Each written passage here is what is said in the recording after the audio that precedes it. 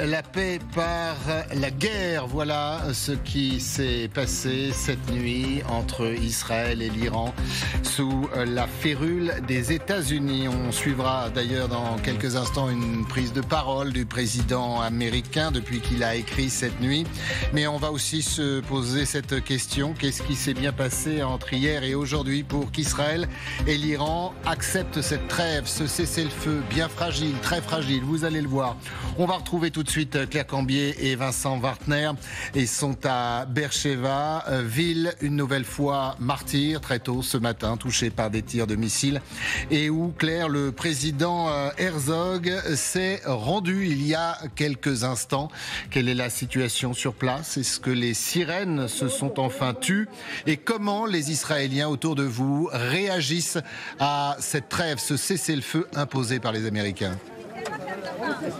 Oui, alors le président est toujours actuellement sur place face à la presse. Effectivement, les sirènes d'alerte se sont tuées, et ce depuis le milieu de la matinée, où il y a eu une dernière interception de missiles dans le nord. Mais les salves les plus importantes, elles ont eu lieu entre 5h15 et 7h15 heure locale. Une quinzaine de missiles envoyés dans tout le pays, comme si finalement l'Iran voulait avoir le dernier mot avant l'heure du cessez-le-feu ici à Beersheva où nous nous trouvons. Il y a eu 4 morts, une vingtaine de blessés. Tous les habitants du quartier sont évidemment extrêmement choqués. Et concernant ce cessez-le-feu, eh bien, ils se montrent divisés. Certains n'y croient pas du tout. On ne peut pas leur faire confiance, nous a-t-on dit à plusieurs reprises. D'autres nous disent, mais bien, il faut en finir. Ils n'ont jamais subi des frappes si meurtrières. On était avec une femme qui nous montrait sa maison cassée, détruite, avec tout son matériel endommagé. Elle nous disait, j'espère encore aujourd'hui qu'une paix est possible. Les prochaines heures, en tout cas, seront décisives. Merci beaucoup, Claire. Merci à Vincent Wartner qui vous accompagne. Bien évidemment, vous interviendrez dans ce LCI midi. Alors, on se posait cette question, comment c'est possible? Alors que hier, Téhéran parlait encore d'éliminer l'ennemi sioniste et que Israël, de son côté, indiquait vouloir continuer de frapper l'arsenal nucléaire irakien, sans parler de cette volonté, et on en parlait, de déstabiliser le pouvoir à Téhéran. Et pourtant, ce matin, le porte-parole de l'armée israélienne, de Tsahal, prononce ces mots. Écoutons-le. Suite à la directive de l'échelon politique, le cessez-le-feu est entré en vigueur ce matin. Ce matin, on peut dire que Tsahal a pleinement atteint tous les objectifs définis dans l'opération Lion dressé. Le chef d'état-major a donné pour instruction à Tsahal de maintenir un haut niveau de vigilance et de préparation pour une réponse puissante à toute violation du cessez-le-feu. On prend la direction de Tel Aviv, tout de suite retrouver Bethsabée Salem. Bonjour Bethsabée, merci d'être avec nous. Que croire, qui croire? Est-ce qu'Israël a réellement atteint ses objectifs ou est-ce que la pression de Washington a été la plus forte? Écoutez, à en croire les experts sécuritaires des derniers jours, il ne restait de toute façon plus grand-chose en termes d'objectifs militaires pour Israël. La grande crainte d'Israël ces dernières 24 heures, c'était plutôt que l'Iran ne l'entraîne dans une guerre d'usure. Et selon de nombreuses indications et des sources rapportées aux médias ici, Israël a plutôt tenté de mettre en place ce cessez-le-feu. Et justement, ces cibles du régime qui ont été visées, ces cibles symboliques, alors bien sûr, Israël serait ravi que le régime des Mollahs soit renversé, mais elles avaient surtout pour objectif premier d'accentuer la pression sur Téhéran pour qu'elle se plie justement à ces négociations. Alors le problème ce matin, c'est qu'il y a eu ces 2 missiles qui ont été interceptés vers le nord plusieurs heures après ce qui était censé être l'entrée en vigueur du cessez-le-feu. Le ministre de l'Intérieur Katz a promis une réponse extrêmement puissante en Iran, et si effectivement il a bien ordonné, comme il l'a dit, aux avions de combat d'aller frapper à Téhéran, ça devrait arriver dans les toutes prochaines minutes, puisque ça prend 1h30 à 2h aux avions de combat d'arriver à 1500 km, soit la capitale iranienne. Merci beaucoup Bethsabée Salem. Voilà pour ce point important, parce que ça veut dire que la trêve, si tant est que les avions israéliens aient décollé à direction de Téhéran, on le saura très rapidement. On vous diffusera bien évidemment ces images. Ça veut dire que la trêve volera en éclats. Quand est-ce qu'on sera sûr que les choses tiennent si aucun missile ne parte d'un côté et aucun avion ne décolle de l'autre?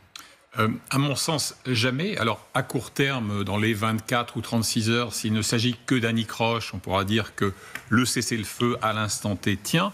Mais il ne faut pas exclure l'hypothèse d'entrer dans une sorte de conflit de basse intensité qui sera ravivé lorsqu'on apprendra que tel scientifique iranien est parvenu à une avancée dans la vectorisation de l'arme nucléaire. Et donc, le vrai risque, ça n'est pas effectivement la guerre d'usure que l'on évoquait à l'instant avec notre correspondante, mais c'est en fait une guerre en pointillé qui pourrait, encore une fois, se réveiller de manière récurrente. Moi, vous savez, le message du porte-parole de Tsahal, de l'armée d'Israël, me fait vraiment penser aux missions accomplies de George W. Bush au 1er mai 2003. C'est-à-dire que très vite, lorsque le surveillant général descend dans la cour de récréation et veut calmer les bagarreurs, on se dit, de toute façon, j'avais gagné. Alors Vincent, juste, je vous laisse poursuivre. Une image quand même qui nous parvient. Regardez l'avion de Donald Trump. Air Force One. Il faut savoir que dans quelques instants, le président américain prendra son hélicoptère Marine One justement pour rejoindre cet appareil direction La Haye où il sera présent et ce sera en fin de journée. On le suivra bien évidemment sur les antennes de LCI, le sommet de l'OTAN. Alors c'est très intéressant aussi parce qu'on le disait, Donald Trump dans la nuit a beaucoup écrit. Il ne s'est pas exprimé sur cette trêve signée, ses objectifs. Est-ce que les objectifs ont été atteints? Quel a été le rôle, la mission des États-Unis? Eh bien, vous suivrez tout ça sur notre antenne. Pardon, Vincent, je vous ai coupé la parole. Vous pouvez la reprendre. Non, je disais que dans la chorégraphie complexe d'un cessez-le-feu, il n'est pas rare, et d'ailleurs l'histoire nous l'enseigne, qu'il y ait des accros dans les heures qui suivent. On est sur un mode à la fois viriliste et puéril, il faut avoir le dernier mot pour se tourner vers son opinion, vers son voisinage et vers son ennemi en disant « Voyez, nous n'avons pas cédé, nous n'avons pas plié l'échine. » Bon. Mais pour autant, tous les objectifs atteints, non. Y compris d'ailleurs sur... Vous avez entendu le porte-parole de Tsahal alors? Il le dit pourtant. Ben oui, il le dit. Il le dit parce qu'on lui a dit de le dire. Il cite l'échelon politique, c'est-à-dire que sans doute que l'échelon politique et l'échelon militaire n'ont pas exactement la même vision des choses. Oui, évidemment, les militaires, de toute façon, qu'est-ce que vous voulez qu'ils disent? C'est Netanyahou le chef, et Netanyahou a accepté. Mais moi, ce qui me frappe là-dedans, c'est qu'il n'y a pas de contrainte sur l'Iran. En ce moment, l'Iran est en train, peu ou prou, de se dégager de ses obligations eu égard à son appartenance au traité de non-prolifération nucléaire. Ce qui veut dire qu'à terme, il est bien possible qu'il n'y ait plus d'inspection de l'AIEA en Iran. Ça me paraît être un élément absolument fondateur, puisque éradiquer le programme nucléaire iranien peut-être sur quelques années, mais il faut regarder le temps long. Donc, je pense qu'il manque quelque chose à cette trêve, c'est un appendice en disant oui, on va bien faire la trêve, mais si vous n'acceptez pas votre statut de nos membres du traité de non-prolifération nucléaire, la trêve, elle ne peut pas fonctionner. Ce sera intéressant d'ailleurs quand on écoutera Donald Trump, parce que c'est ce qu'il avait dit au début de cette opération, c'est-à-dire qu'il y avait quand même une mainmise, il y avait quand même un veto sur le programme nucléaire iranien. En parlant d'Iran, on va retrouver Siavosh Ghazi, correspondant de RFI de France 24 à Téhéran. Merci beaucoup d'être avec nous, Siavosh. On essaie de comprendre le pourquoi. L'Iran qui affirme ce midi avoir dicté, je cite, les conditions du cessez-le-feu. Comment le pouvoir explique cet arrêt des combats après les lourdes frappes, notamment américaines, contre les installations et même contre le pouvoir iranien? Ce qui est dit officiellement, c'est qu'en fait, l'Iran a imposé donc ce cessez-le-feu aux États-Unis, donc en frappant la base américaine au Qatar. Donc les États-Unis sont venus ensuite, le président américain est venu implorer, ce sont les termes qui ont été employés à la télévision d'État, implorer un cessez-le-feu auprès de l'Iran. Et ensuite, Israël a accepté la défaite entre guillemets et donc en acceptant un cessez-le-feu, alors parce que c'est l'Israël qui a donc lancé qui a commencé cette guerre en lançant des frappes il y a 12 jours contre l'Iran. Et finalement, c'est Téhéran qui a imposé sa volonté. L'objectif d'Israël était non seulement de détruire le programme nucléaire iranien, le programme balistique, mais aussi aussi ce qu'on a pu entendre ces derniers jours, un changement de régime en Iran, comme cela a été dit, par exemple, très clairement hier. Donc, pour Téhéran, c'est un succès, c'est un échec du côté israélien et américain, et donc, côté iranien, on crie victoire. Même si donc le programme nucléaire iranien a été fortement endommagé, de nombreux missiles balistiques ou de lanceurs ont été détruits. Une grande partie des chefs militaires des gardes de la révolution ont été tués. 15 scientifiques nucléaires ont été tués lors des frappes israéliennes. Donc, mais le ton officiel, c'est que l'Iran sort renforcé et sort à la main haute à la sortie de ces 12 jours de conflit. Merci beaucoup, Siavosh, d'avoir été avec nous. Vous avez raison, hein, Magali, c'est la guerre des histoires. Chacun y va de sa narration. Alors, on peut le comprendre pour les Iraniens. Israël, on va en parler bien évidemment. Les Américains, on écoutera dans un instant ce direct avec le président américain Donald Trump. Mais c'est quand même surprenant. Tout le monde a gagné. N'est-ce pas la base d'un cessez-le-feu ou d'une trêve ? C'est la bataille des récits, en effet, et on voit bien à quel point la vision iranienne est aux antipodes de ce qu'a dit Donald Trump cette nuit, en disant au contraire que la frappe sur la base au Qatar, la base américaine au Qatar, il avait été prévenu, n'a fait aucune victime, aucun dégât, parce que tout ça, en fait, était juste une espèce de baroud d'honneur des Iraniens, et que le but était le cessez-le-feu. Donald Trump va expliquer, et vous allez le voir à mon avis tout au long de la journée et demain à l'OTAN, à quel point il a sauvé le monde d'une guerre... D'une menace même nucléaire. Ça rappelle presque quand Trump était allé voir Kim Jong-un, vous savez, au début de son premier mandat, et qu'il était revenu après cette rencontre en disant « J'ai sauvé le monde d'une guerre nucléaire annoncée ». Au final, que s'est-il passé ? Eh bien, les Nord-Coréens ont développé leur programme de toute manière à marche forcée, et aujourd'hui, ils sont devenus quasi intouchables.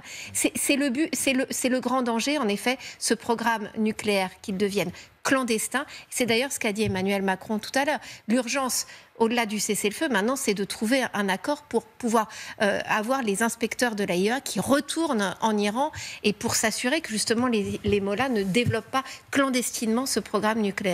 Pour faire suite à ce que vous disiez, Général Palomero, c'est à ces récits plus ou moins glorieux des uns et des autres. Ce qui est peut-être inquiétant, c'est quand même le ton de l'Iran. 12 jours de combat, une armée non pas en déroute, mais quand même très affaiblie, un programme nucléaire, même si on ne sait pas tout, et on en parlera dans quelques instants, qui a été durement touché, mais il y a vraiment quand même encore un ton guerrier, très très guerrier, non ? Oui, c'est vis-à-vis de la population, il faut montrer que l'Iran est resté... C'est que vis-à-vis de la population ? Oui, parce que les autres... Alors on peut dire peut-être les proxys, mais... Ouais, ils ne sont pas idiots. Ils ont bien vu quand même que l'Iran avait pris une claque, si vous m'excusez l'expression. Mais il fallait absolument restaurer l'autorité, parce qu'elle a été quand même mise à mal, cette autorité du pouvoir, par ces attaques, par des attaques contre le dispositif nucléaire. Et d'ailleurs, on voit qu'il y a des dépêches que l'organisation qui s'occupe du nucléaire en Iran a dit non, on va continuer, vous n'en faites pas. Une déclaration, oui, juste avant cette émission, on continuera notre programme, comme si de rien. C'est quand même un grand classique de la part des dirigeants iraniens de fanfaronner. Vous savez, on parle souvent d'ailleurs de la poésie perse, qui est l'une des plus grandiloquentes, l'une des plus fortes, avec toujours des paroles et des grands mots et une sorte de romantisme exacerbé, etc. Et en fait, vous le retrouvez à chaque fois qu'il y a des grandes paroles des dirigeants iraniens. Donc là, si vous voulez, c'est pas très étonnant aujourd'hui qu'ils vous expliquent qu'ils ont gagné. Vous savez, en Israël, j'ai couvert au moins... Ils ont gagné, ils ont tordu le bras même de l'Amérique. L'Amérique, comme nous disait Siavosh, qui a suppléé les Iraniens d'arrêter. Ils ont mis le monde entier à leurs pieds. Voilà, si vous les écoutez, ils ont tout gagné. Mais vous savez, en Israël, j'ai au moins couvert 2 cessez-le-feu, l'un avec le djihad islamique, l'autre avec le Hezbollah. Et à chaque fois, on voyait quoi ? On voyait que le moment où le cessez-le-feu est annoncé n'est pas le moment de la fin des hostilités. C'est-à-dire qu'au fond, il y a encore des échanges de tirs après le moment où le cessez-le-feu est entré en vigueur. Et là, c'est peut-être ce que l'on voit. C'est-à-dire que ce que l'on voit aujourd'hui avec ces attaques sur la ville de Be'er-Sheva, qui viennent peut-être de l'Iran, encore ça mérite d'être vérifié, ne veut pas dire que c'est la fin de ce qu'a annoncé Donald Trump. Il va falloir, comme on l'a dit, attendre encore 24-48 heures pour comprendre si les choses vont bien être mises en place. Mais si le régime iranien reste en place, quoi qu'il arrive, donc même si ce cessez-le-feu aujourd'hui fonctionne, tant que le régime iranien reste en place, la menace persiste, puisque vous savez, ce programme nucléaire, c'est la prunelle des yeux de ce régime. Donc tant qu'il restera en place, il voudra le remettre en place, même si ça lui prend 10 ans, 20 ans, 30 ans, il continuera d'essayer de mettre en place ce programme nucléaire, il continuera de brider sa population et il continuera de considérer Israël comme un cancer dans la région qui vise à être éradiqué. Donc le problème n'est pas réglé quoi qu'il arrive, même s'il y a aujourd'hui une pause de quelques heures, de quelques jours, de quelques semaines. Effectivement, ce n'est pas du tout la fin de cette histoire. Notamment quand on lit, quand on écoute toutes les réactions venant de Téhéran ce matin pour parler d'Israël, on continue de parler d'ennemis sionistes. Donc sur le fond, rien n'est réglé. Merci à l'ensemble de nos envoyés spéciaux. Vous le voyez sur LCI, et ils sont nombreux. Ce sont nos yeux, ce sont nos images. On va prendre la direction de Doha. Retrouver Emma Barrier et Marine Truchot. Merci beaucoup vraiment à toutes les deux. Je sais que la nuit a été difficile. On va s'interroger sur le rôle du Qatar parce que Donald Trump dit « c'est moi et uniquement moi ». Mais visiblement, d'autres ont joué un rôle important. Que dit-on autour de vous, justement, du rôle joué par le Qatar qui aurait pu, une fois encore et une fois de plus, jouer un rôle déterminant dans cette trêve, dans ce cessez-le-feu ? Exactement, un rôle même stratégique. On sait que Donald Trump a dû passer de nombreux coups de fil pour parvenir à cet accord. Et parmi les appels qu'il a passés, eh bien, il y en a un qui a été adressé au Qatar et précisément à l'émir du Qatar, puisqu'il lui a demandé de l'aider pour ces négociations. Alors qu'est-ce qu'il lui a demandé ? Eh bien, il lui a expliqué, d'après des sources de la Maison-Blanche, que lui, Donald Trump, pouvait parvenir à obtenir un accord du côté israélien si et seulement si le Qatar parvenait à faire de même avec les Iraniens. Et puis ensuite, eh bien, ça s'est fait comme ça. L'émir du Qatar a nécessité l'aide aussi du Premier ministre qatari qui, lui, a coordonné les échanges autour de J.D. Vance et qui, ensuite, le Qatar a pu s'entretenir directement avec les Iraniens pour parvenir à cet accord, donc promulgué étant vanté par Donald Trump depuis cette nuit. Un rôle stratégique, donc, pour ce petit pays. Ce n'est pas la première fois, vous le disiez. Ce petit pays qui aussi a été matériellement, physiquement affecté par le conflit dès hier soir, puisqu'on le sait, l'Iran qui a voulu riposter contre les bases américaines du Proche-Orient a lancé de nombreux missiles sur des bases, dont celle d'Al-Udeid, ici au Qatar. Alors les Qataris sont parvenus à intercepter ces tirs. Aucun dégât, aucune victime ici à signaler. En revanche, on l'apprend à l'instant, le Qatar va répondre à l'Iran avec, je cite, des mesures diplomatiques et légales. Merci beaucoup Emma et merci à Marine Truchot qui vous accompagne. Magali, comme quoi le président américain n'a pas tout fait tout seul. Non, mais le Qatar, de toute manière, est un intermédiaire incontournable dans la région. Donald Trump y était encore il y a un mois.